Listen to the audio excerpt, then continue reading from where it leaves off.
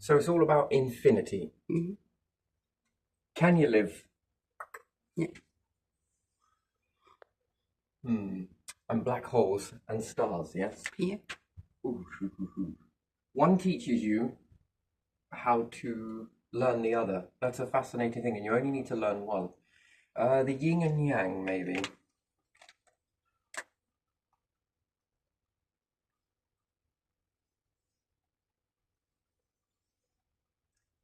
And onion layers. How many onion layers? Or it depends how many elements.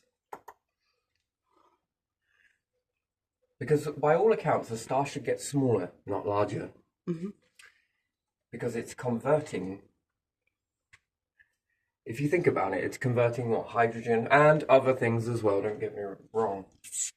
But would you think that iron, if it hit the side, would sink to the core? Yeah. Do you think if it was a black hole, that if hydrogen hit it, it would shrink to the core? No, it wouldn't shrink, it would go straight to the core. Nothing to pull apart. And something more like iron, do you think is more slower, in the furnace of vortex, maybe? It's probably not a vortex, is not a great way to do it. It's to think about it in each skin on a balloon represents another layer of transition from one to the other. Yeah. So if we have iron being quite heavy, dense, it's going to sit around in this area for a little while until it breaks backwards. And then it will sit in this sort of ratio for a bit, all the way around 360. I'm going to guess that way, maybe. And I only assume this because when I look at a star, you can see tornadoes on a star. You can also see tornadoes on a black hole. Fascinating. Quasar. Yeah. Yes, it looks like a tornado. And then there's rotation to this. So am I assuming with that the core is not ready to devour those yet? So it has to sort it. And as it's bringing these in, it's sorting out what's coming in. Is there gas? Yes. Is there this? Is there heavier items? Absolutely. Okay, these ones will slip through like a sieve. If there is some hydrogen in there, I'm pretty sure it's going straight to the core. It passes go, sort of, well, I can't pull you apart. So therefore it's going to be smaller, less dense. Therefore it's going to be influenced by perhaps the depressurization is going to hit it more easier. And some things is going to meet resistance. And in that resistance is where it begins to, and then we have resistance in building stars. And shooting stars and how they look. This is really weird, right? So is it the Greeks that were standing quite naked? Was it? Yeah. I wonder what they were all doing that for. Because in this, it's a very weird sort of process, right? So understanding symbology, yes, or a pattern that smears out somewhere. What is that pattern? What does it represent? And again, the universe is going to trigger on. The mass, too much mass instability, perhaps puts too much mass on certain stars at a certain ratio, which then triggers off the birth of black holes. And now there's an instability. Everything now orders around these things. And then therefore they're reliant on this triggered process of being in existence with the more stars they have around them. It's an interesting sort of process. And we see galaxies merging together. So Andromeda is on its way to the Milky Way. That will merge, yes. Probably do it more faster.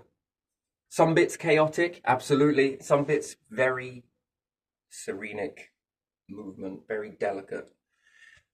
I think we'll see a lot of the magnetism. We'll figure out why magnetism, if we could fast forward with this, what is magnetism for a star? Why does it need it? Why is it important? And also a planet. Well, if you're doing a merger and you've got two stars and they're pointing north at one another, they're going to find a particular alignment around one another. So I think that's built in for mergers of galaxy.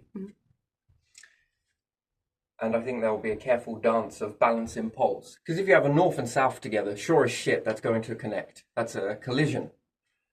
But in the unfortunate event that that's going to happen, how can you maneuver around this? Well, if one stays with the poles and they'll roll into a particular dance. So then is there communication happening through magnetism? If you're positioned like this, it means I'll be positioned like this. This one will be a sort of connection coming together. Now, what takes over the magnetic field? Perhaps the magnetic field of a black hole. Perhaps it covers all of us, and because it's so powerful, it covers the stars and therefore can help to sort of align these. Which there again, if it is, that is communication in one way or another. And when does then the black hole activate a feast? Well, I think it would use the magnetism. It will get tricky with it, which then brings a layer of stars in. It has a feast, a gorge, and factor this in with two of them merging together to become one. Reverse cloning. Interesting, isn't it? And stars are from this and separate and separate and separate, and one is coming together. That's a fascinating pattern. Again, you can look at this in the way that the body's structured, can't you, in certain aspects? Yeah.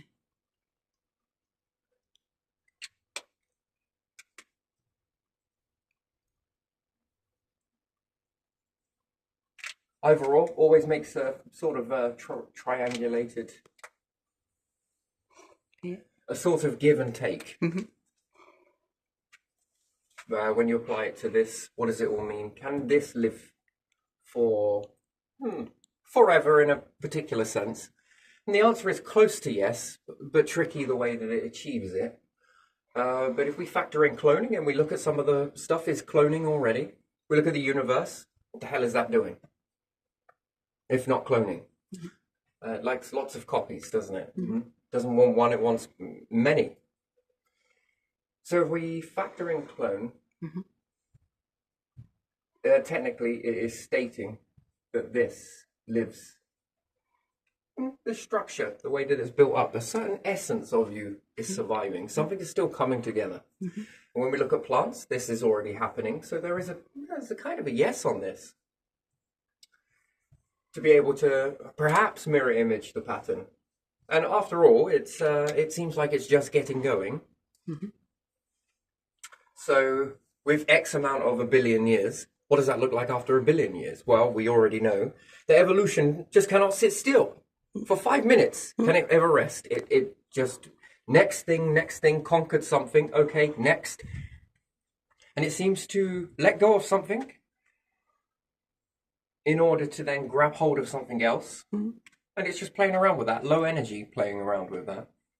And then a few more things align, and it lets go of those things, and it then decides to extend a little bit more power into that. I mean, that's what I understand it to be. If this was in computers, it would be insanely intelligent. But there again, it would rely on nodes. It would rely on a collective, everybody, to have this sharpened awareness. I think it's really good. Could you imagine factoring that into a computer? Shit me, ladies and gentlemen, take your thinking caps right off. Sit down and watch this fly out. But still, that's a... So we understand rebirth and birth, yeah? Yeah. So with cloning already, yes, that's highly likely.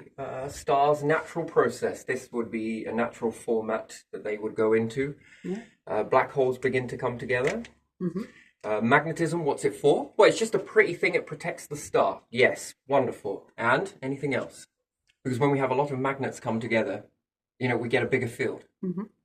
Then if we bring a big Don magnet into that equation, it seems to take over the field.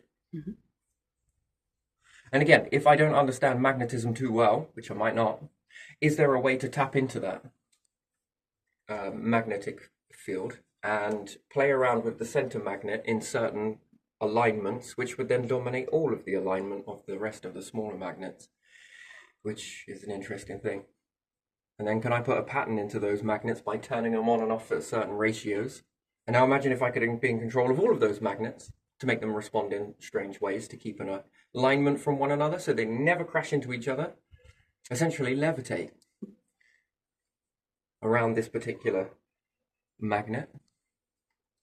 Now I'm going to merge some.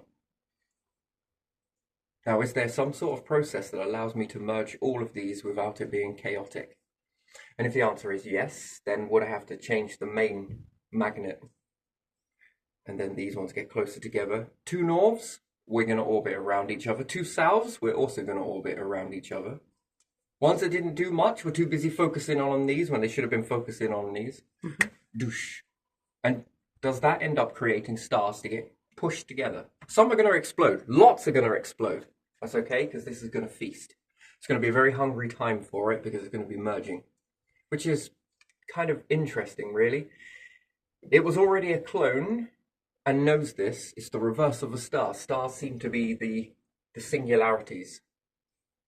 I need my space, whereas the black holes are kind of like, come here, come on, let's just start collapsing.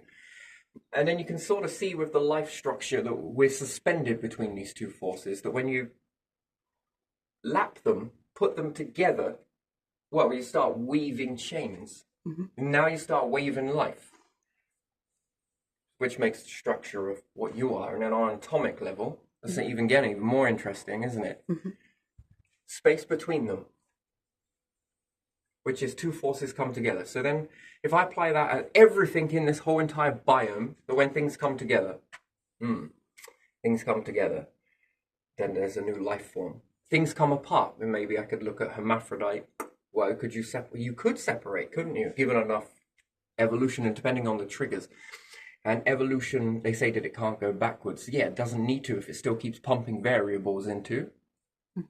If these ones drop down, it'll know about it, which would then activate in those. Should we start to push out again?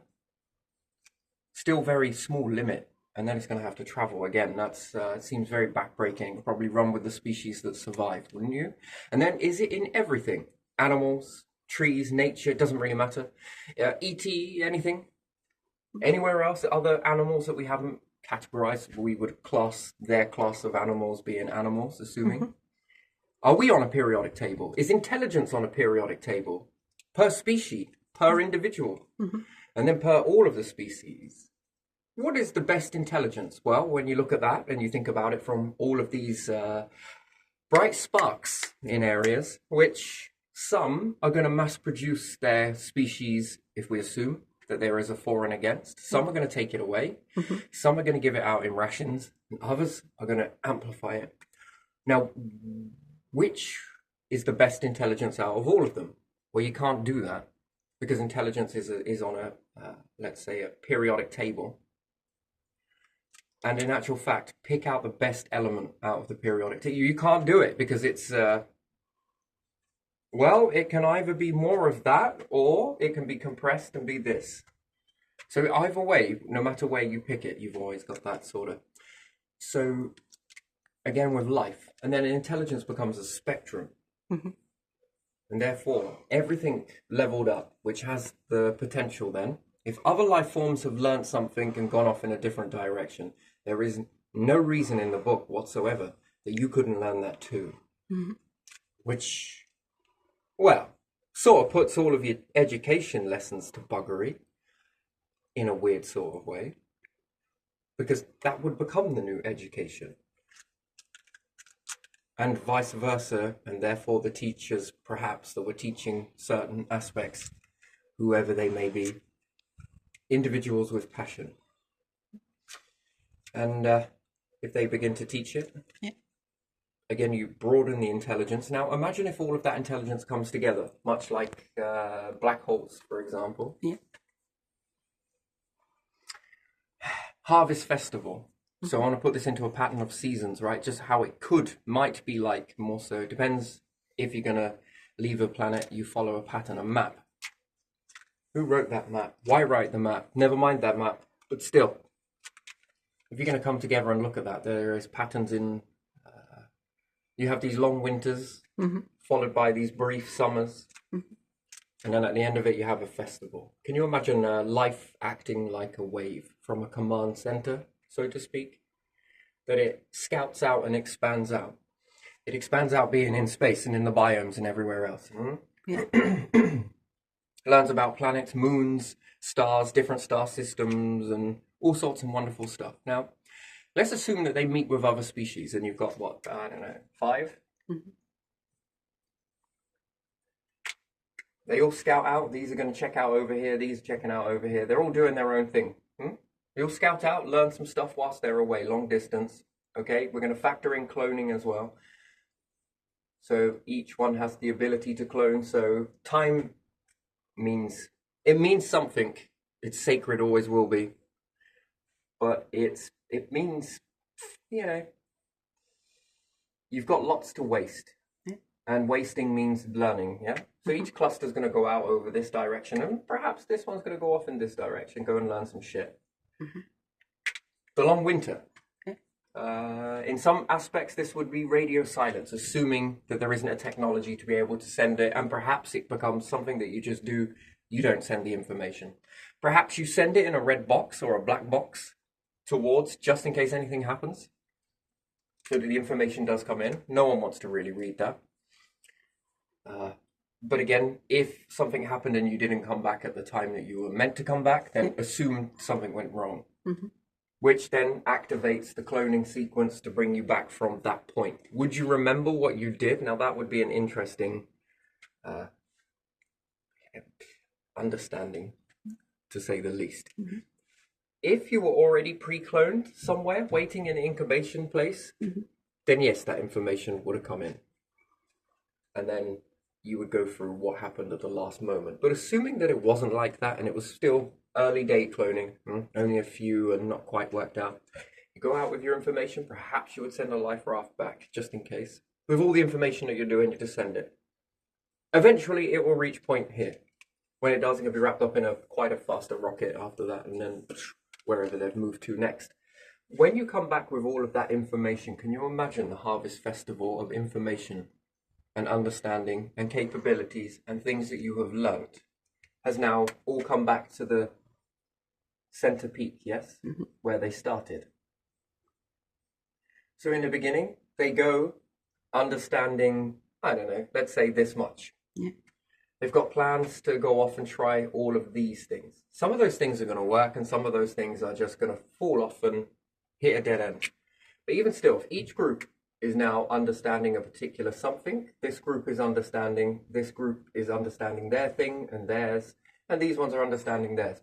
That's when they go out. Then when they come back, look at all of the information that they have to share.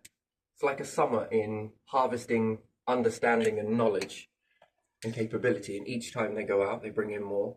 And as the colonies, if we will call them colonies, begin to expand, of course, life does, doesn't it? Bacteria on a planet ain't going to stay a very small, insignificant, nothing amount of bacteria. Fuck no. It does not want to just... There's hundreds of billions of you here, even if that works. It may have been the other way around, but even still. There's more than enough to supply you forever. And then you leave and come back, and no, they want world domination. They don't want to cover the whole planet in it. Mutate to do so. Understand more about this. This very invisible thing that they all seem to be picking up on. Can't see it, but really cannot help but try and understand it, right? Do you notice how that seems to be the story of life, really, isn't it? Yeah. It wants to focus this invisible thing that it can't see and build sensors around it. You know, you're crazy. Damn me, yeah, we are, aren't we? We've got eyes. Yeah. Are they full of shit, or do they never lie? The ears. The hands, the hand-eye coordination. We suck at it. Come on. Yeah. Limited. How long have we been doing that for? And this brain has been sitting there, although very vegetated states in certain aspects, imagining what life would be like. And when I close my eyes and see the imagination as it is, I'm like, close, but fucking hell, man. Completely different. Yours is way more colourful. Yeah. So there is a contrast between the two. But which one's more powerful? Shit, mate, it's your mind. Sure, all the universe happening and wonderful, and that's very fascinating, but very limited. How much can it remember? And if the universe is supposed to go from point A to point B before it all fractures down, then if you do things outside of what it believed it could do, who's actively writing that script? And who was the one that allowed the universe to go beyond those? Yeah. In order to say, now we'll rest it here. Yeah. Just assuming that it... Or are you teaching it as it goes and this is all an act? And they're like... They're putting us in the fire, right? But we can't go past iron. But we gotta go past iron. They've made all the ingredients like it is iron. I know. Should we act like this? Okay, we've never done that before. All right. Then Yeah, we pull let's them out try and then they're all like, that. woo! Yeah. And then the humans are like, whoa, this is fascinating. And they put it back into the pot again. A little bit more heat, maximum more pressure. And then they're like, right, okay, so we did that. What are we going to call it? I have no idea. They'll name it and we'll label it. All right, we'll leave them to name it. Yeah, that sounds like a good idea. Okay, next shape. Okay, it's different. It's strange for us, but let's give it a go. It works. All right, let's ready. Okay, ding. This is interesting. Yeah. Back in it goes again. So you understand then, you could start to say that the universe is like a divot. Yeah. And then somewhere along the line, reality, how far back can you go with this would be a question. Question mark? Yeah. And then, sure as shit, it's going to make you ask another question. Black holes? Can you take the shit back even further? Do we make more of what there is if we go further? Same little fuckers. We know the score.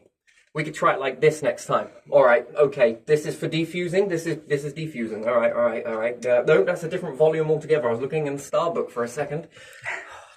That would have been disastrous. All right, we're standing like that then. What is this going to be? No idea. Minus hydrogen. Okay. Interesting. And then indeed it starts to go back further. You'll be like, okay. Yeah. And then interactions with this unknown substance, well, assuming to life. So life is not going to respond to it in any way, shape or form, right? Yeah. And then as soon as you breathe it, scientists monitoring, this is my atomic microscope, actually submarine that's inside a person. Ah, lovely, yes. It gets into the part of the brain and it's watching receptors. Apparently not like that. But still, let's just assume that you could. Yeah. And this weird and wonderful gas that's never been seen before, never goes past the minus, that you swear you created 5 depressurizations past helium ago, and hydrogen would be 4. You expose it to the body and it starts blocking all of these receptors.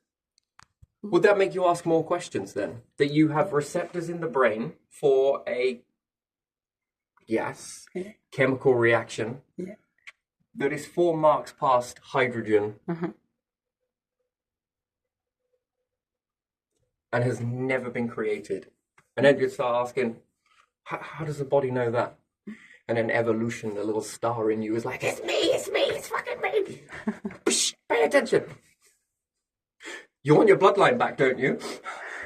Yeah, good. Get in there. Everything's all held on ransom, isn't it? Do you think it is? Even the star is like, and everyone's like, should we worship the star? Let's make it into a god.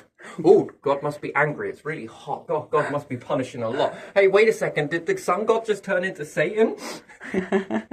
Cognitive dissonance, right? Do you understand? And then we might start worshipping all of those things just to calm down the sun god. Yeah. And sun god is like, I'm too hot, I need to release them.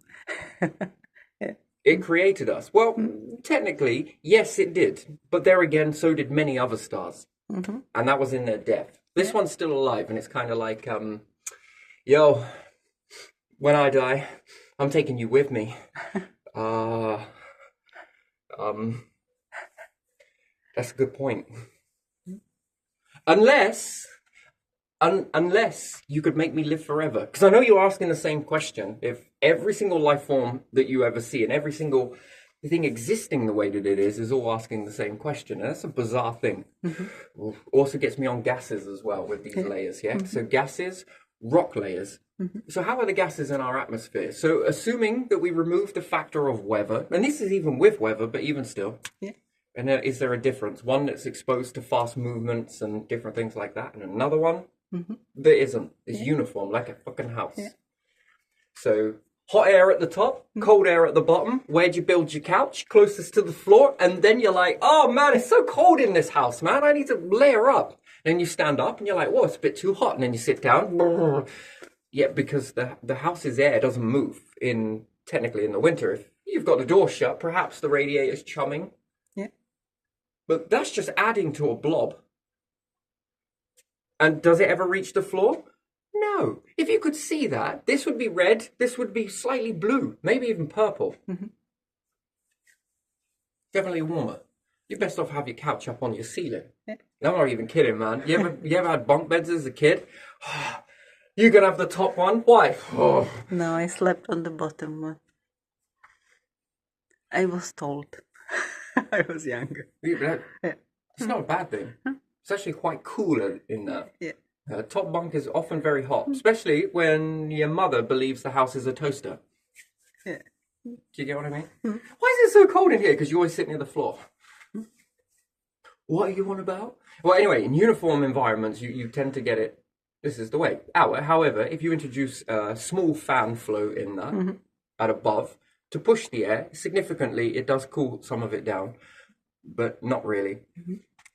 This would begin to mix the air. So therefore, if you looked again, you see it not so uniform, but you would see more of a mix. Yeah. And therefore, you're like, yeah, that person's definitely getting a benefit of the heat. But it can't be a fast fan. Slow fan is more than enough. Just needs to jostle the air around. That's all it needs to do. Anyway, so that's currently how our environment is in certain aspects. Yeah. In the different layers. Faster moving air, especially near water. And it also mimics waves. It should do. It technically should. Because it's a looser form of water. Fascinating thing, yeah, is those layers. So what do we have? Ozone? Yeah. Helium? Yeah. What else do you got? Hydrogen? Nitrogen? Nitrate. No, that's a reaction from light. Never mind. Oxygen?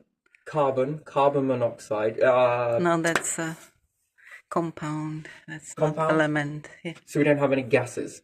Well, that is gas, but I'm going to say it's in a gas. Yeah. I'm just going to keep on going Yeah. with this, and then we can get onto the rock layers. And then the further down into the rock layers you go, how many more elements do you have?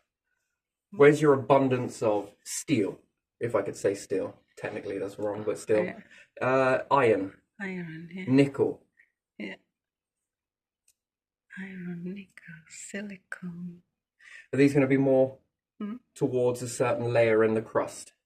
If you go too deep, you no longer find that. Yeah. If you go too shallow, you shouldn't find it. And then you have these rock layers, yes? Yeah. And we have layers on the earth as well. So if we keep looking at this, we often get a lot of layers. Do you think the star is the same way? There are layers to it, the closer to the core? Yeah, very likely. But again, it's got a lot of thermal going on in it. So it looks like a mix, yes? But it also tornadoes as well. There's something there. That could just be the heat. But it also does it on a black hole. So we've been figuring out whether these do indeed have these layers or they don't. We can aim a camera at it, sure, and perhaps start to find out. But we would need something that was capable of reading where all of these elements are. So like a camera that's capable of detecting elements, which seems like quite the hardest thing to do, right? Because if not, you'd have it across the ground, wouldn't you? Yeah. Can we see all the way down to the core? Yeah. Can we identify each of these layers? Which goes a long way towards creating factories. China's factory, I think it is China, isn't it? The one where they have with the decks. Wrap a whole space program around that. And you've got somewhere along the line, is that autonomous, any of that? Make that autonomous. Put it into space with the same process. So it's a pretty good fucking process, this. It works pretty much anywhere you're at. And crush something down. This should be able to, by looking through layers of rock, going all the way to the core, identifying each element and giving it a label. I saw some of these when they were piling. They're not great, though. Bits of information, but it can only go a certain amount of depth into the ground. So being able to, but yet we have to look at the Earth as something that's cooled down. So if indeed it was trying to be a star and it was hot, and they were all in a competition of heating up and becoming a star, that has cooled down. This star has cooled down. Another one beside us has cooled down. Another one has cooled down. And in this process of cooling, what we see are already layers. So we're seeing remnants of a star that never formed. And indeed, this is in layers. So assuming that is in layers, is it in layers? And then there is different heating points, Yeah. which to find out what metal you have is bring it to its boiling point. One is more gentle, reaches a boil point very quickly. The rest are still very much solids. You can maneuver these in this particular way. We see this with the Earth. Layers, many different layers. Yeah. Are we going to see this on Mars? I think so. So that would be interesting. And then there's certain mines as well, aren't there, on the Earth? Oh, this is the only mine that contains these. Now, could it have been brought in by a meteorite? Yes, absolutely. But if you went sideways around, is there any remnants there? Which might not be possible to do so if you breach into the ocean or something. Yeah, I don't know. Yeah. So cooling down a star, I think it is churning bit by bit. And I think the black hole is doing the reverse. Now, to ask the question of whether to keep these alive or not would be to understand the heat, to be able to tap into the iron. And is there a way to then feed the skin full of hydrogen? And either or, you would think about it, something as cold as this, but without freezing the star, to be able to move the core of iron or a percentage of it out and tap some of it out without creating a blockage or anything else like that, and without being destroyed during all of that heat, which would be quite a process to understand, wouldn't it? Which then, once you understood that, could you flip it? Could you reverse it? You've got quite a lot of pressure, and you've also got pressure of Jupiter. That's a crushing amount of pressure. Be able to nail that, and you're already on one way of the spectrum. And space itself, well, you're already in another end, lacking of pressure, which meant that you needed to do things, space suits, temperature control, all sorts weird and wonderful stuff. That becomes tricky for a human, but for technology, does it really matter? Not really. If it gets lost in the process, rebuild. In fact, you'd probably have like 1,000's worth of the same experiment built and tweaked in a different way to try and beat the layers. How many minds would you have, or how many people attempting to do that would it need before you successfully do it? 1 minute you breach one layer, aha, we can stay in this, okay, and each time you get deeper, deeper, deeper, deeper, until you reach the core, while being protected through that journey. Now, how does that look? Is it about going very cold? Probably not. Is it about going very hot? Maybe. Is it like mimicking? Or is it creating a substance that allows you to go deep into a star, which is very fascinating. To be able to tap into some of those metals and leach some out, is there a way to put some in? So we could look at this with the Earth as well, right? Yeah. What's the core made of? Can we leach some of that out, and can we add some more in as a concentrated liquid version? Yeah. In order for it to, will it, with the amount of pressure that it's got, slightly transform those ingredients going backwards? You'd probably say no, so we'd look at a star instead. But it's possible with a planet. Can I chuck something into a volcano which activates something in the core? So if I started pushing in metal into assuming a volcano, can I get that to eventually go down into the core? What if I added more iron to it? What would it do? How would it respond? Would there be a change in temperature? And then can you alter it? So in the beginning, there will be a dip in temperature because it's then going to hit into that, try and melt that, which is fascinating. So the answer is yes, you could probably do this, no doubt. And could it be a way of purifying certain types of iron that you find? And tapping out that? And is the iron more purer at the center of the Earth than it is anywhere that's been experienced to weather? And is there a difference in it? Does it behave differently? Let's just say we're understanding molten. Because how hot has that fucking iron got to be before its purification? Times 2 the star? What are we talking here? So, you know, and again, is there a purity ratio from all of this? So to get the purest hydrogen, you would need it from the center of a black hole, assuming that it works in onion layers. But it probably gets bigger. It's interesting. It's kind of hard to draw it though. More bigger towards the center. So thinner layers towards the outside and thicker core. So more tightly packed I'm going to say they'll be more tightly packed. If I had to draw it right, I'm going to say the core is massive and the layers are more of an outer skin, yes? Still the same size, but bigger interior, because it's going to be making more, hydrogen. So the core is going to be thick, but it's going to have very thin layers here to be able to transition the ingredients going out. And I think the star is reverse of that. Small amounts of iron is what I'm going to say, yeah. So if we could shrink one of these down to size ratio, or you have more stars orbiting, and imagine being able to tap out that iron and feed the iron into here, or take the iron, use it for something, and then if you understand the periodic table going one way versus in reverse, and how long it takes to be able to follow that. Could you imagine putting a tracking device and being able to insert this into an atom so that you could track the atom and where does it sit? If I drop a piece of hydrogen, I don't know, just going to say, if I put hydrogen in there, it'll go here. If I put metal in there, well, it sits around here for a bit. Is there any way to track the formation of what it was, understand what it becomes? I mean, it's a fascinating process. And then how does it travel from there? And then versus the one that was hydrogen, for example, imagine if we could track this. And one was a piece of iron. One is going to go to the core faster and one is going to sit in the outer ratio. Now, if it survived and that data managed to come out from there, which would be an interesting thing, or you could follow it, and it breaks apart, it's just done this. They should change. Next level, fall apart, next level, fall apart, all the way until it reaches hydrogen. So one is going to make its way easier and faster to the core. So if you wanted to use the iron out of the star, then what would you need to put in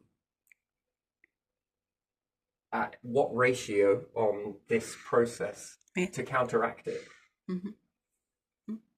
To make use of a waste product. But your waste would sit here, so therefore there would be a time delay on this. Do you understand how it will start to work like a clock? But what you wanted to take out depends on what you wanted to use it, but you would have to give something in and then figure out where that sits as to how long it would take to reach back into the core, not to create an instability on one, and also to reutilize to give more gas to then create more. It's a give and take process. Do you get what I'm saying? So if I take the core from here and give it to here, and I take the core from here, and I embed that into the second layer of the star, based on the time ratio of each one, the star takes X amount of time to start converting this hydrogen into iron. I'm sure it will compress it into iron eventually, which would cause perhaps the slight outer edges to become an indifference. So that creates more pressure. More pressure generates more heat, so therefore the next elements should push and convert into the iron. Let's just replace that as this goes in, the pressure, and that is very easy to deal with. The iron stage is the part where it struggles with. It gets too much of that, and then before it dies, it's exhausted all of its fuel. Well, most of it, actually, not all of it. Never all. And it's got nothing else. And it gets desperate, and it wants to try and start slamming iron together. But it can't do it. It buckles, and see you later. Anything else that's around it also breaks down. However, if I wanted to do surgery, I would look at these forces and I would say, can I extract that iron out and feed it to this? This is going to process it into hydrogen eventually. And can I take the hydrogen and give it back to the star? Which then it knows how to deal with this. It's done it a particular time, and now it will get on with that. There'll be a couple of questions. Would I build a whole spaceship around this? Would I fuck? Do you know what? I would start this off quite early in the process. Shrink it down, and I would start it off and leave it somewhere right over there. What are you going to do in the meantime? I have no idea. If it survives from cycle number 1, to cycle 2, Yeah. I'll build a ship round it. Mm-hmm. But if it doesn't, and perhaps it goes wrong, and after all, it becomes an experiment, and these things happen, I would be testing that. Yeah. Because you'd be looking at your species and thinking, damn, it took a lot of us to make that. And to lose all of that once it gets like, no, they're mine, right? Minimal risk living. Mm-hmm. Well, you need to pose no risk, do you? Mm-hmm. If we're looking at cloning, I mean, that drops the risk significantly. Yeah. You can do a lot with that. Mm-hmm. But you wouldn't want to lose it. Would you?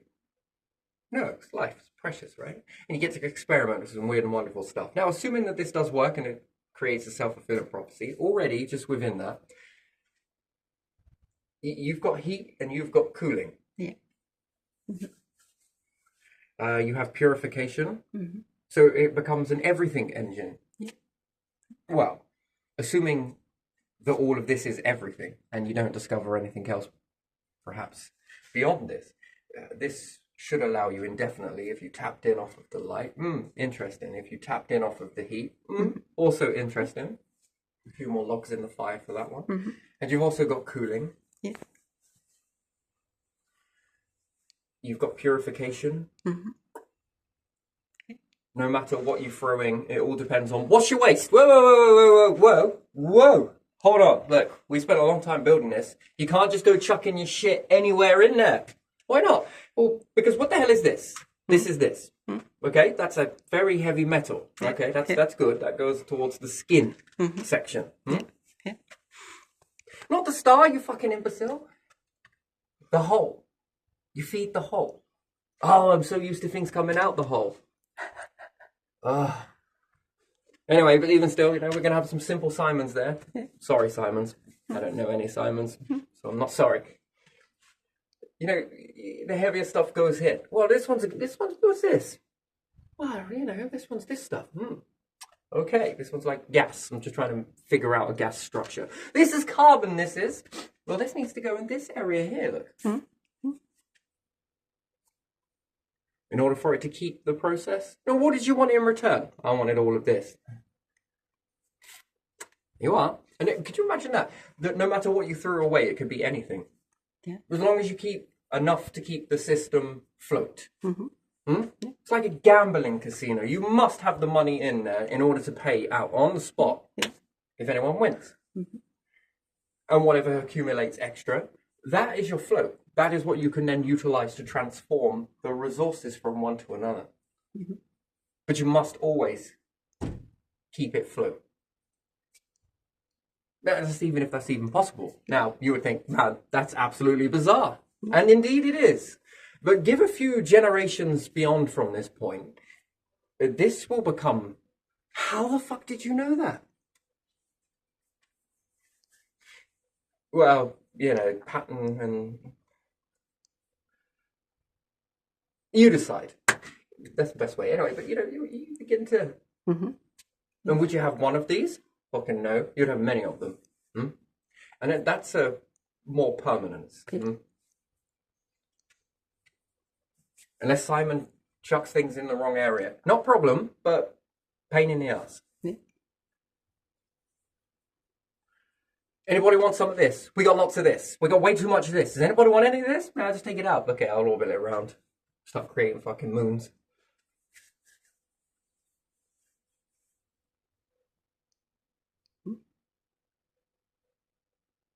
But technically we're moons, aren't we? To the darkness. Yeah. We all orbit the sun. No, everything orbits the earth. Actually, both of you are wrong, or both of you are right. We actually orbit a black hole. No.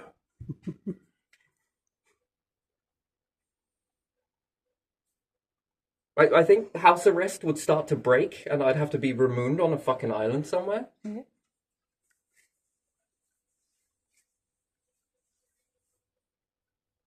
He's like that shit. I don't know what it's called. Is it F? Is it sodium? It's something on the periodic table. I've got to remember which one it is now. Forgive me. You throw it in water and it starts hissing and spitting everywhere. Yeah. He's like that with other humans. Minds.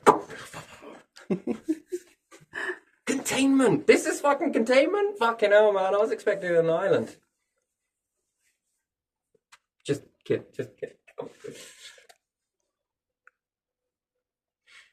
So did the Egyptians actually pick the deserts, or was that just safe enough away from everyone? Well, they picked the Nile, didn't they? Ah, there you are. I don't care. Look, we will be removed anywhere. All right? It's going to be a desert. As long as there's a river. There was not always desert, was there? No, probably not. Yeah, Yeah, times they lived change, in yeah. the area, and then when it became drier and drier, they moved towards the river. Didn't they? And it's sand, yes? Yeah. Well, oh, shit me, man. I'd have that river making fucking butterfly trails around before it continues on its journey. Wouldn't you? Yeah. And you would get it closer and closer, wouldn't you? From And where they- the and river they comes probably into your did. little area around the sand and everything else. And where it leaves, that gap between the two. Yeah, they had Like their the river never even moved. It still carried on. yeah, they had their irrigated areas there, didn't they? I mean, it's not that difficult to dig. Even with a stick, you can dig a fucking... What a man... Yeah, I would have used sand probably to And there influence the actually flow. was ancient glass formed on the desert long time ago, when there was some meteorite pushed into the desert, and there's a sand with a lot of silicon. You know when you say when a meteorite pushed into the planet, There was more, but that's been like... there was something big that was one time. There's more areas than that one. And they used that glass, and it looks kind of yellowish light, nice. And you can still find pieces of it up to this day. Yellowish amber.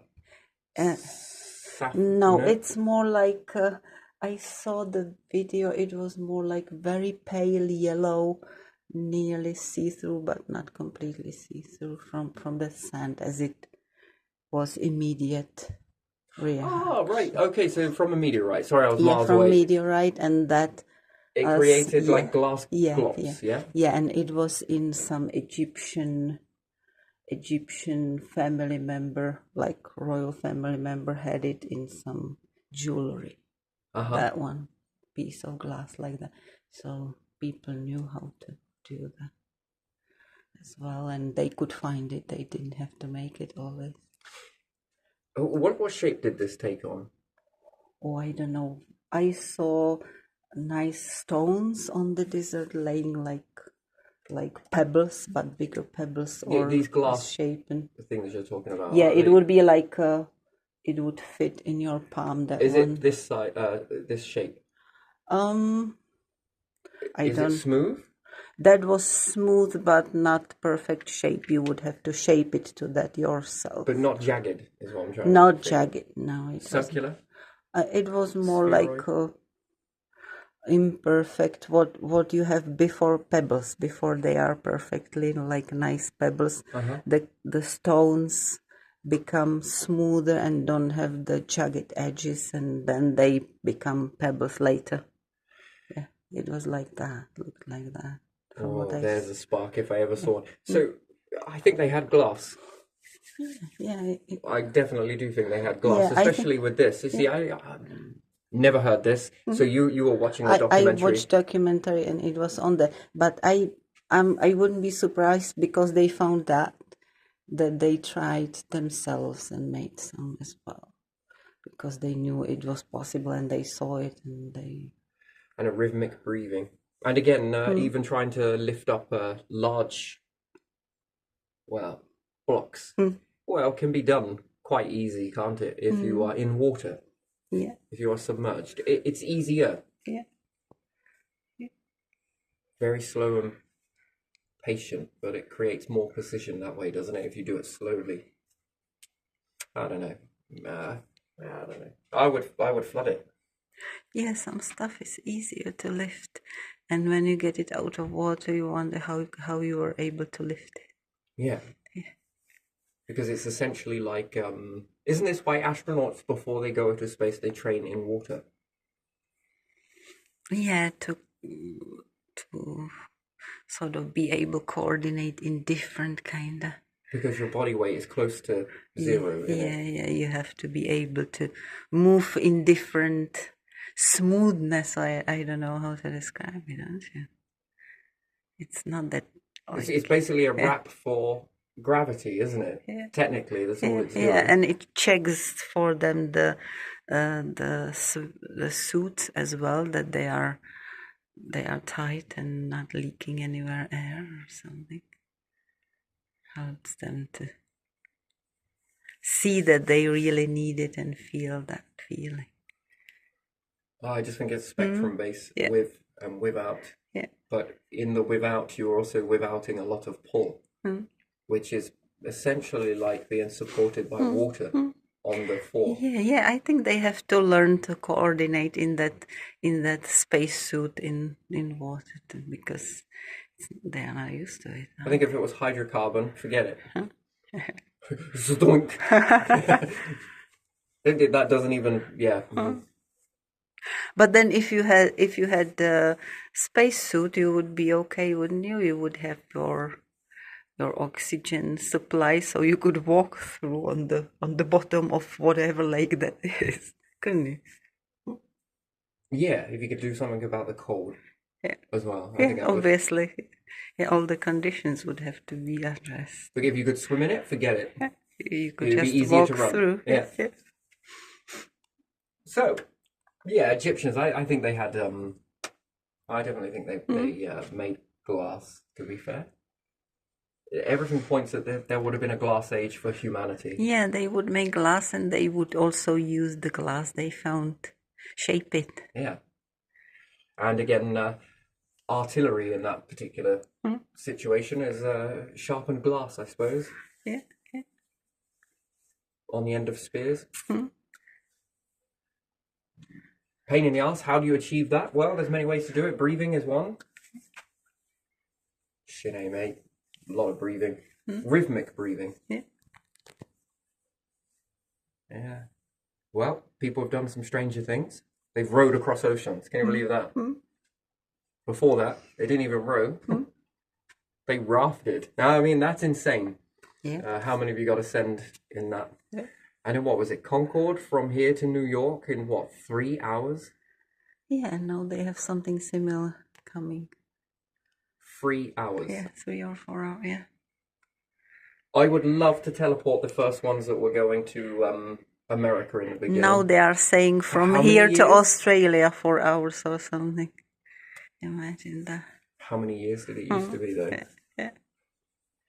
If you traveled around the world, you would return in a year or something later if you used the old ships, sailing ships. Maybe even later than that. And if you traveled on a land somewhere, too far away to Orient and somewhere to Japan from Europe, you would be back in 2 years or 3 years if you were trading there and learning something. Year to travel on foot. You see, education is a funny thing, isn't it? Yeah. You're going to be shown 2 lots of your education. So assuming that you could go cloning all the way, you get to the end of the line, things begin to expand, and then you can start to bring back the variations, okay, of people that you know that you've lost, okay? Now, perhaps something very weird happens, weird and wonderful, you leave all of this data behind. It sort of helps you remember who you were. Assuming that you remember it. Yeah. Because it's been etched into the... Which would then make you ask a lot of questions, but still don't ask any questions. You just probably... There'll be a hell of a breakthrough before you know it, you're bringing people back. But, however... Someone that you bring back from hunter-gatherer days, assuming. Yeah. Here's the thing, right? You can bring back people that you know, and you'll all resurrect bloodlines and everything else, yeah? Yeah. But you can also bring up ones that never rose. Isn't that interesting? Yeah.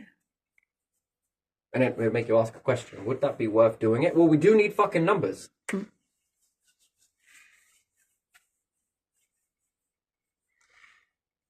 That expansion that way, plus with breeding expansion and also cloning expansion. Yeah. You see, when you take on the universe, you need numbers. Yeah. It's big. It's so vast. Mhm. Multiple groups in different directions going off and doing their thing. Mhm. It could be centuries before you see each other again. Yeah. Come back and share all of that data. Mhm. And then go again. You'll find it very beneficial in this way. Most, you know, and you rely on the importance of how important it is to all come together. Yeah. Yeah, because the more you learn, the more faster you learn in that aspect, and then the more capability. The more capability, there's more room for growth. The more room for growth you've got, well, conquering these big things, it becomes smaller in comparison. Yeah, you sort of around it a lot, so you sort of get used to it. Mhm. Some people are around large horses. Most everyone else is kind of like, and the person's like, come on. Yeah. The person stakes the horse and the horse obeys and walks with it nicely. Yeah. Yeah, level of obey, yeah. But there's no fear. Yeah. No So, fear on both sides, and some horses fear some people. They don't feel confident to be around them, and the other way around. Yeah. unless you're in a large group, then you feel a little bit braver, don't you? A little bit more safer. But yeah, moving stars to this formation as well. This is one thing that, if it's already attached in us, it's a pattern, right? Pattern worth exploring. Why this pattern? So could you surround a group of black holes this way, naturally forming? The odds of that happening, you've got more chances of winning a lottery than that type of alignment happening in perhaps 1 trillion cycles. Yeah. Just keep going. I think that's so rare that a formation like that would ever form. But could you do it? And then what type of aggravation does that do?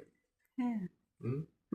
Finding a way to freeze a star, the same way would be like trying to find a way to turn a black hole into a star off its fuel source. Try and reverse it.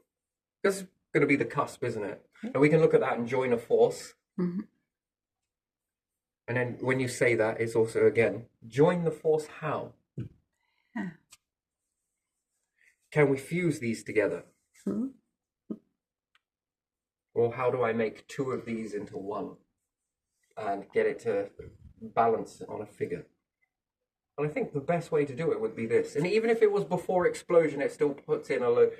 The problem is, right? You see, that's the thing with experimenting, isn't it? There's one way to achieve it like this. This sounds very fluid, but then as you're doing it, things change. And perhaps it has to be done right before the star explodes. Careful dance of taking that out. But how many stars and black holes in that particular process are you going to lose? But don't worry, it won't cause much of an explosion. Watch. Now, experiment over. 1 minute, everything. Next minute, nothing. Well, there is something, return of gas, but still. That's at the end of a result. Or you probably don't want to be too close to that when that happens. But even still, if you could freeze a star and then you've got different types of stars, at what interval would you suspend these? Again, they still hold the mass. You'll still orbit. Find it nigh on impossible to get in it. Or wait for it just to go to explode so it creates loads of fracture lines on it. And then before it explodes versus during the explosion itself. I mean, interesting. Just to keep the parts together, to stop them all scattering off too fast. Something that makes it easier for you to deal with. Yeah.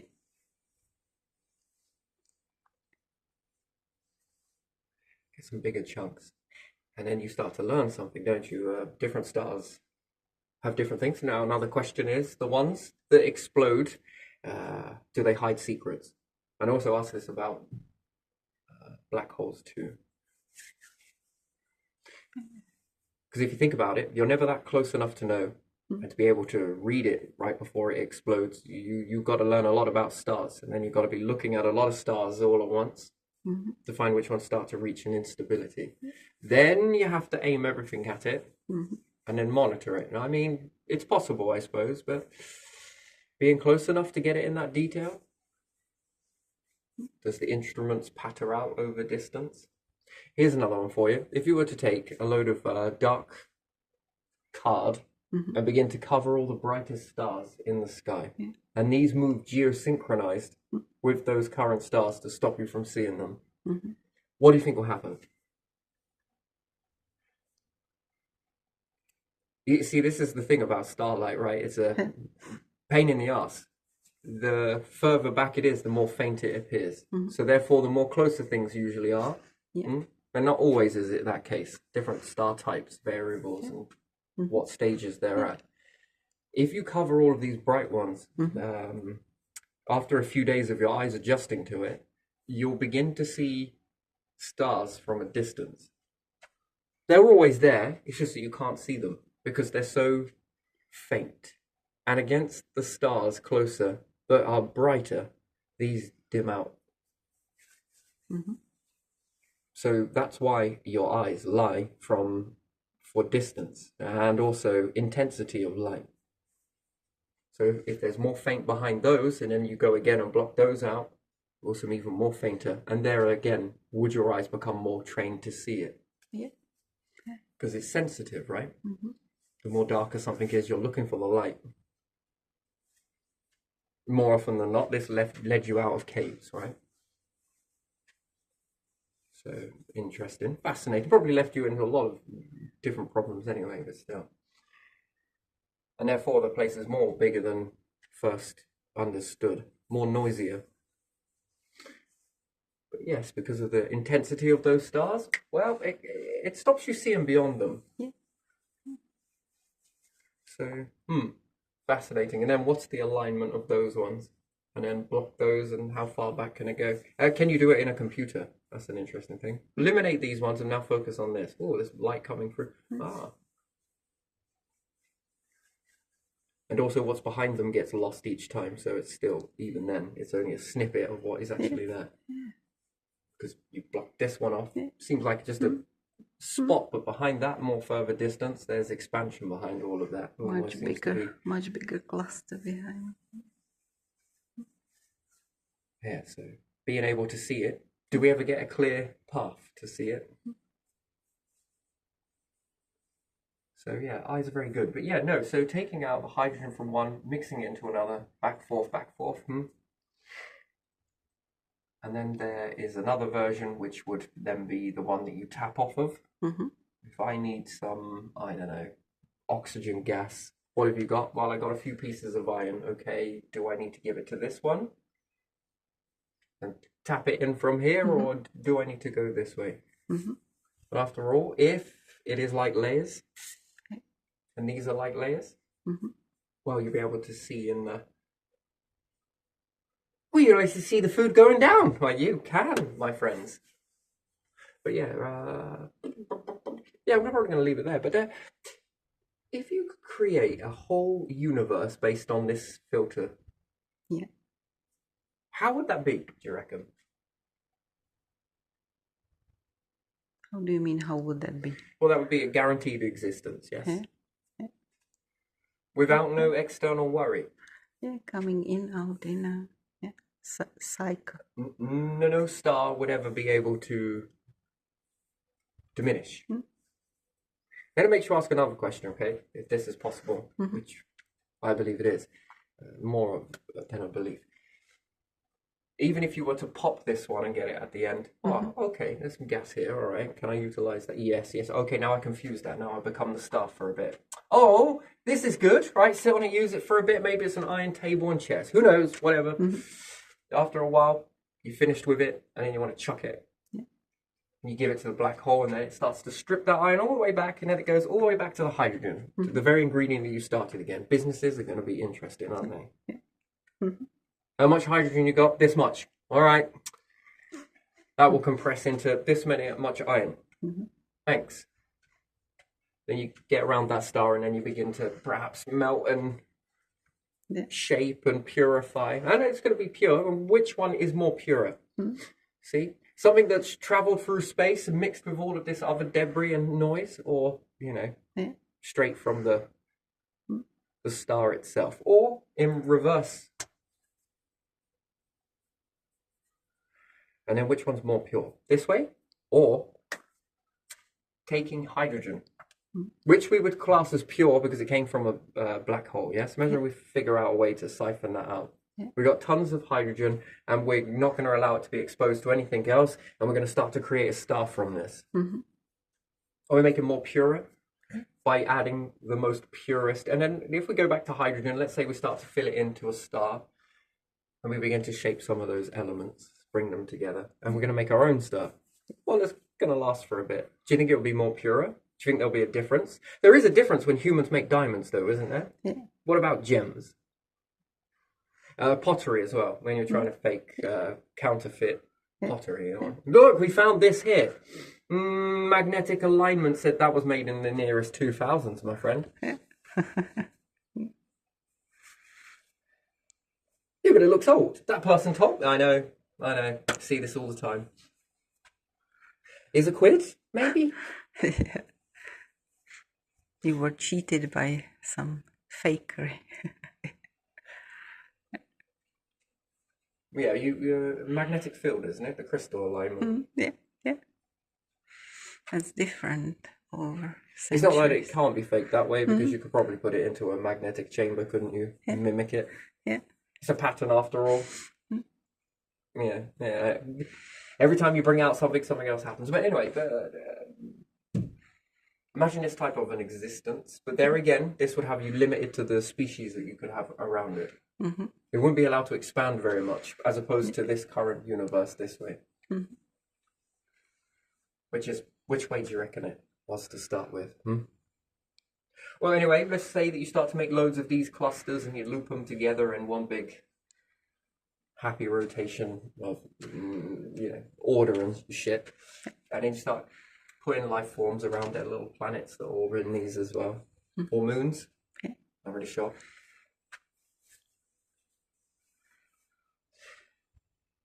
Do you think the life forms would feel quite safe in that? No meteorites? Thank goodness for that.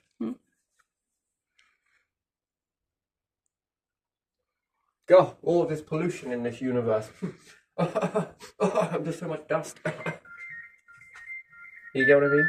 Anyway, right, we better wind this one down, but yeah. I'm going to leave this one here. Just clutter clearing, really, but still, put a star alignment in this way. Yeah. Just leave it there.